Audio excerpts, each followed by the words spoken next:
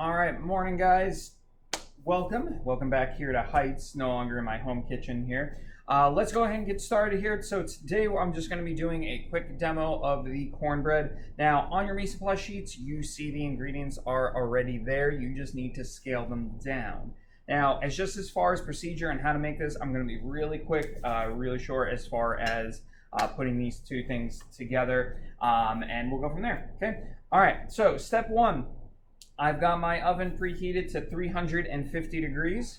Now I'm going to take a glass baking pan and just spray it with some cooking spray. Now, if you do not have a glass baking pan, you can use muffin tins, you can use little loaf pans, up to you. The only thing I would use is with the amount of batter that we have here, one of those larger, like 13 by 9 glass baking pans. If you are going to do that, I would double up the recipe after you've scaled it down. I would then double it up, but that's up to you, okay? If you use muffin tins, I'll talk to you about as far as baking time, but for now, just grease a baking pan. That's step one. Preheat to 350 degrees and grease the pan. All right, step two. I'm going to put my dry ingredients in one bowl. So in here is the cornmeal, the flour, the salt, and the baking soda. And in another bowl, I have the wet ingredients. I've got my eggs, buttermilk, and the sugar. And sugar, I know it sounds like it's a dry ingredient. In baking, sugar, a lot of times when you're using the muffin method of mixing, is a wet ingredient. Now here I have my melted butter. I'm just going to whisk that in. So I've got all of my wet ingredients right in this bowl. Okay, so that's step two. Dry ingredients in one bowl, wet into another, and just mix that together.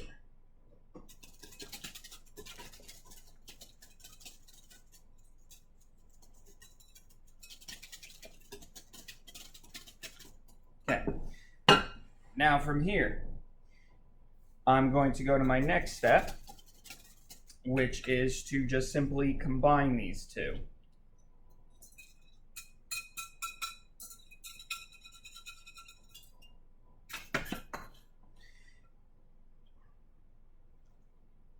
Okay, now when mixing this together, you just want to mix this until there's no more dry flour. For those of you who have taken baking and pastry, you know overmixing causes too much or develops too much gluten in the flour and will make a very tough, sort of mealy cornbread. So I'm just mixing this together until I don't see any more dry flour. If there's a few lumps, that is fine.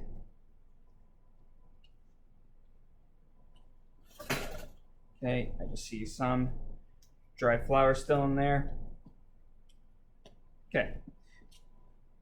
Okay, I don't see any more specks of flour. Yes, I know there's a few lumps. Don't worry, those will bake out later. All right, so ready? We're on step 4, which is to bake this at 350 degrees for about 30 to 40 minutes or until a toothpick comes out of the center almost clean. Now I say almost clean, we'll talk about that a little bit more in a second. But let me go ahead and just fill this first. You see any little bits of dry flour like that? I'm just going to kind of work that into the batter. Okay. I would much rather you undermix this than overmix it.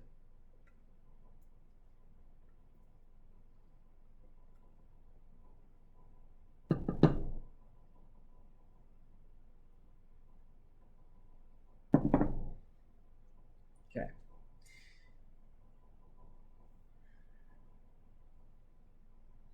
Now, most cake or baking recipes tell you to bake stuff until it is the toothpick comes out completely clean. I don't like that advice. The reason why that advice sucks is because if you remember from Culinary Essentials, everything continues to cook even after you take it out of the oven. It has a lot of residual heat. If you take a toothpick and you put it into the center and it comes out clean, the cornbread is fully cooked at that point. And it's going to continue cooking, meaning by the time you slice it, serve it, let it cool, it is going to be overcooked. So you're looking for the toothpick to have a few little streaks of batter or a few crumbs on it. That way it's a little undercooked when you take it out of the oven, so that when it actually comes out and it's cooled, therefore it will be perfectly cooked then. All right, so if you've done your calculations right and everything is spot on, then when I take this out of the oven, this should be perfect. All right, so I'm going to bake this and I'll see you in 30, 40 minutes.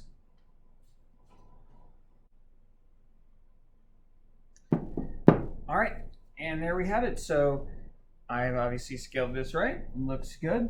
I'm gonna let this cool just for about 20, 30 minutes, and then it's ready to serve. Serving suggestions, obviously butter is great. Drizzle it with a bit of honey, that's all you need. Now I've included a couple of notes in the Mise En Place Sheet if you want to make some adjustments, make this sweeter, if you don't have buttermilk, things like that. So if you have any questions, of course, just let me know. Other than that, then head back to your Mise En Place Sheet and start scaling this.